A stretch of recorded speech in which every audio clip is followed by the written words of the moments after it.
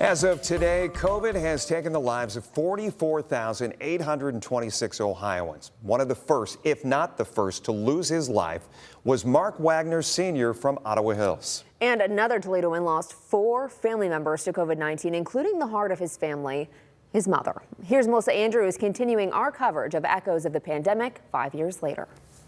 The COVID pandemic was cruel. It shut down businesses, closed schools, and socially distanced us. But some of our friends and neighbors were also robbed, their loved ones taken, new memories gone, and facing death alone.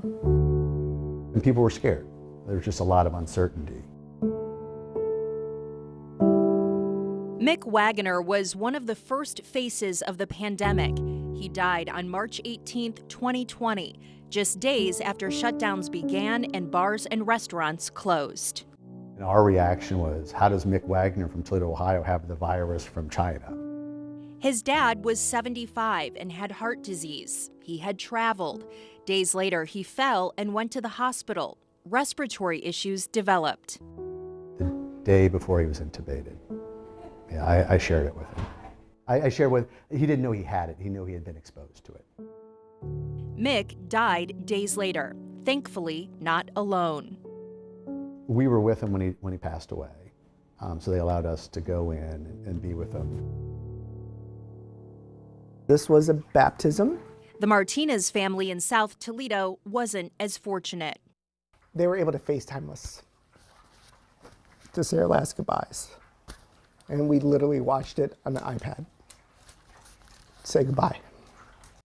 Adam's mother, Frances, died at 72 on August 11, 2020.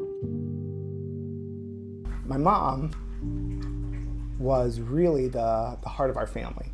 So she took care of a lot of my grandmother, my great-grandmother, helped raise all of my cousins. She was really a phenomenal person.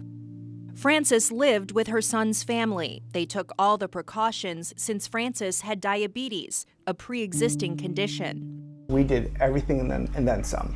So we wiped everything down with, bleach wipes. We were wearing masks outside, gloves outside. We wiped down anything that came into the house. If we went outside, we were separated. Adam's family suffered greater losses. COVID also took his aunt, her daughter, his cousin, and an uncle. It was very devastating months back to back. On top of that, so little was known about coronavirus. Skepticism grew online about the deadly virus Adam had witnessed firsthand.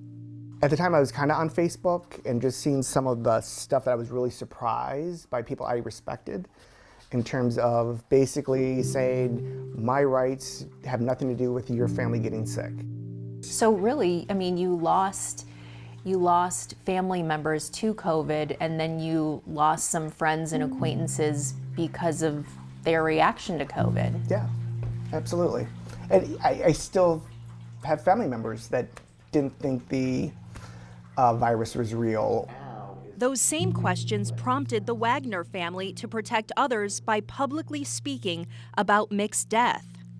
It's not a good thing to have your name associated with, the #1 communicable disease in the country or in the world.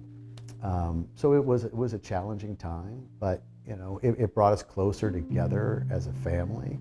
And I think, my takeaway on it was just about everyone I talked to was trying to do the right thing. And, you can always disagree what the right thing is. Both men told me they appreciate all of the doctors and nurses who risked their own lives and worked with compassion and care during such an uncertain time. Melissa Andrews, WTOL 11.